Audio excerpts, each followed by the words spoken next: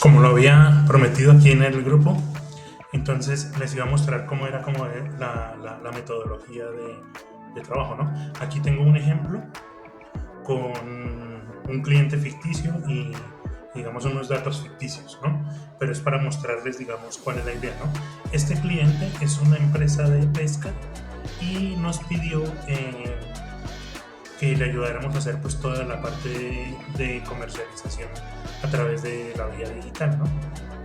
A través del comercio B2B y B2C. Entonces, para esto, pues, primero tenemos el requerimiento del cliente, que es como esta propuesta inicial y esta idea inicial. Esta propuesta inicial es como lo que transcribimos la reunión con el cliente. Y esta idea inicial es cuando ya lo empezamos como a aterrizar. Entonces, pues, primero les voy a mostrar un poco en qué consiste, digamos, el procedimiento, ¿no?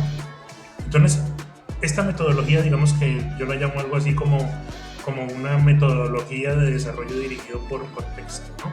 Porque aquí lo que vamos a crear es todo el contexto y algunos elementos técnicos para poder hacer el desarrollo posteriormente en Antigravity o en el IDE que sea de preferencia, ¿no?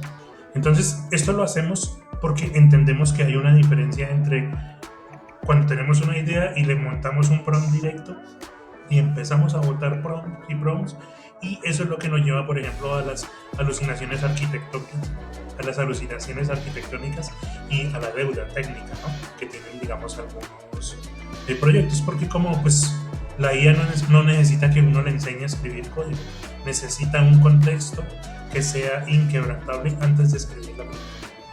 Entonces, aquí vemos como una diferencia entre cuando empezamos a botar prompts y cuando tenemos una metodología, ¿no? Entonces, obviamente la metodología pues nos lleva a pensarnos en arquitecturas, a pensarnos en fases, a pensarnos en la parte técnica, a el tema de los desarrollos. Digamos que hay muchas ventajas de pensarlo de esta forma y no empezar a botar prompts y prompts porque no tiene sentido, ¿no? Entonces, el núcleo de este modelo, de esta forma de trabajar, pues que es lo primero, que hay una interacción por fases, ¿no? Entonces, primero cogemos aquí el notebook y le decimos, primero vamos a hacer esto de arquitectura, luego vamos a definir stack tecnológico, luego vamos a definir diseño y así vamos por fases. La idea es que no sea complaciente, porque la IA tiene esa tendencia a ser muy complaciente, ¿no? Sino que siempre nos dé alternativas. Sí, esto que propones está bien, pero también hay esto y también hay esto. ¿Sí? Entonces, la idea de esta forma de trabajar es que nos lleva a eso, ¿sí? Y eso nos va a evitar, digamos, como dar siguiente sin entender muy bien en qué es lo que estamos trabajando, ¿no? Y también hay una priorización porque se pide, digamos, hay un enfoque como en el rendimiento y en la escalabilidad de lo que se puede hacer.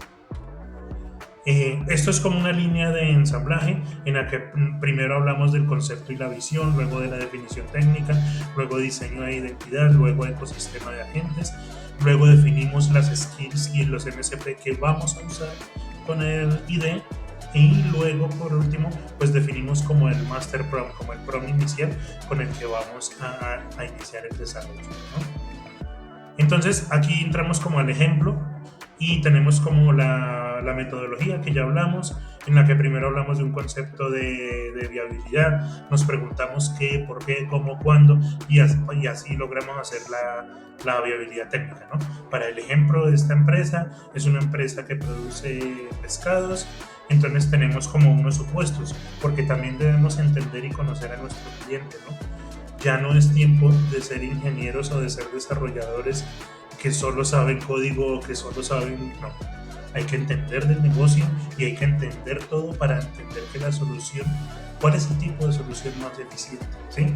Ya no es necesario o ya no es suficiente con saber un programa o otro, porque eso digamos, nuestro rol debe pensarse mucho más allá del código. No quiere decir que no sea importante el código, lo es, pero nuestro rol como desarrolladores debe ir mucho más allá de esto. También, digamos, se hace una definición técnica a nivel de Acton. Se define cuál es la arquitectura y el stack, como les decía, cómo es la estructura de datos que vamos a tener. Damos unos casos de uso, cómo va a entrar un usuario y qué es lo que queremos, cuál va a ser la experiencia de ese usuario. Entonces, describimos todas las posibles experiencias que queremos que un usuario pueda tener dentro de la plataforma, los casos de uso, las APIs y los servicios, ¿no? También tenemos en esta metodología el diseño e identidad visual. Por ejemplo, yo uso mucho, aquí me salgo un poco de Notebook y me voy a Stitch. Y entonces ahí en Stitch empiezo como a generar un poco, a pensar un poco, basado en todo lo que hemos hablado, en arquitectura, en tecnologías y en principios de diseño, cómo podría ser como una posible interfaz, ¿no? Y eso lo volvemos una especificación de diseño en un archivo MD para el cliente.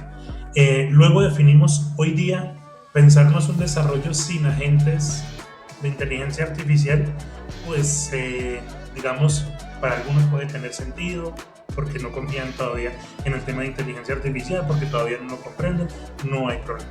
Pero digamos que nuestro valor agregado sí debe estar también aquí.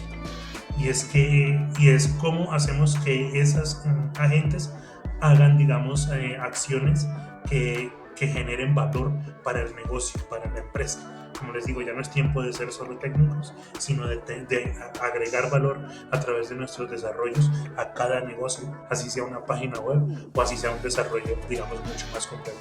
Por eso aquí en los ecosistemas de agentes tenemos agentes que pueden hacer voz, que pueden hacer de mensajería con WhatsApp, tenemos agentes operativos, inclusive podemos tener lo que llaman agent shadows, como agentes en las sombras, que estén pendientes, como por ejemplo de comportamientos de usuario en la plataforma, y que eso nos vaya generando pues como unas retroalimentaciones para mejorar, ¿no? Que en esta página se quedan, o que haciendo este botón como que no lo logran, en fin, o identificando posibles problemas en el procesamiento, ¿no? Y esto nos da, pues, todas estas cosas las definimos en el tema de los agentes. También vamos a definir unas capacidades MCP o unos skills, tanto para la etapa de desarrollo como para el funcionamiento mismo de la plataforma, ¿no? Entonces, todo esto, digamos, lo tenemos que definir porque va a ser muy importante. Algunos MCPs nos van a ser útiles para el desarrollo y otros le van a ser muy útiles también al momento de ejecutar y de tener en producción el desarrollo que estemos haciendo, ¿no? Y la fase 6 ya es la consolidación y como el prompt inicial, ¿no? Con los que vamos a iniciar. Porque en esta, ¿cuál es la idea? Con esta metodología, lo que hacemos al final es cargarle todos nuestros archivos MD en una carpeta en el proyecto de Antigravity o de IDE que estemos trabajando, y con esta última fase le vamos a decir: tú vas a ser el agente orquestador y vas a crear estos otros agentes.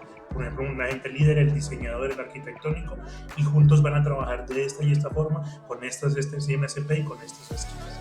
Y esto nos va a ayudar muchísimo para que el desarrollo, digamos, sea más robusto y digamos, no estemos iterando tanto y no le demos tanta posibilidad de alucinación a la IA, porque aquí no la va a tener. Aquí va a tener una carpeta con más de 9 documentos, como lo ven en pantalla, para que puedan consultar en cada una de las etapas de desarrollo, ¿no? Entonces, como ven, esto no es mucho ese debate de que si se acabó los desarrolladores de antes o los de ahora, o que el bytecoding es que no sirve, otros que no dicen no es que no sirve. El bytecoding es solo una partecita del desarrollo. Lo que ha cambiado no es el bytecoding. Lo que ha cambiado es la forma en que desarrollamos productos digitales, en la que desarrollamos software. Por eso, esta forma es que antes de escribir cualquier línea de código, esto lee todos los archivos para entender la arquitectura, los agentes y el flujo de trabajo, independientemente del IDE con el que estemos trabajando, ¿no? Entonces, aquí tenemos como una síntesis de todo este proceso, ¿no? hay un agente de voz que capta para esta solución específica que estamos hablando, ¿no? Tenemos unos webhooks porque todo esto se conecta con Supabase, con Vercel, con Google Cloud, depende cómo estemos desarrollando, o si estamos desarrollando en el ecosistema de Microsoft, ahora también se puede hacer de esta forma y es genial. También hay agentes de mensajería, las interfaces, en fin, digamos que esta metodología permite orquestar pagos, logística y física sin casi tener errores en el código, por lo menos inicialmente, ¿no? Porque la arquitectura manda y la guía obedece en este caso. Entonces, para resumir y no irnos tan lejos, hoy no se trata de programar, hoy se trata de orquestar, porque el desarrollo dirigido por contexto no trata de escribir mejores prompts para obtener código, no, eso no es bytecode, esto es tratar de construir un cerebro arquitectónico antes de poner el primer ladrillo digital, ¿no? Porque como todos los que estamos en el desarrollo de nuestro background en esta era, el código perfecto es solo el subproducto inevitable de un buen contexto, de un contexto perfecto, ¿no? Entonces, esa era como la idea del video que les debía. Y aquí está, digamos, todo el proceso, ¿no? Aquí vamos teniendo, aquí lo que hacemos es que le damos un prompt, ¿no? Aquí está, si ustedes quieren me lo dejan en los comentarios y se los comparto. Y aquí está un prompt con el que nos lleva paso a paso en todo el proceso. Y vamos preguntando por la arquitectura y entonces aquí convertimos, miren, cada uno de estos lo podemos convertir en fuente y entonces ya nos pasa aquí arquitectura.